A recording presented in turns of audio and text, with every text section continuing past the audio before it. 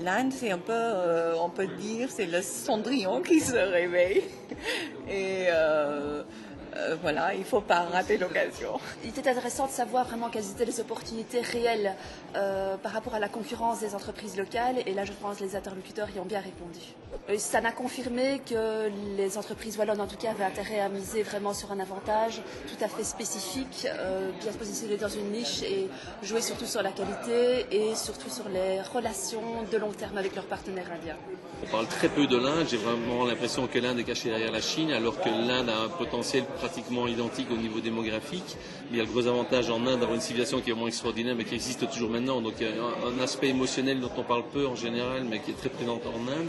Et puis surtout, c'est une démocratie, et c'est l'utilisation de l'anglais, donc c'est très facile de faire du business là-bas. Donc je suis très content de voir que ça devient de plus en plus dynamique. Il y a des difficultés, bien sûr, comme j'ai expliqué. L'Inde est un autre pays, c'est différents pays même, et tout avec leur propre culture. C'est pas simple parce qu'il y a différentes couches dans cette culture, et comme un gâteau marbré en fait. Ça reste évidemment très difficile d'accès, mais je pense que les intervenants l'ont prouvé par leur expérience, c'est encore possible de le faire, d'y arriver.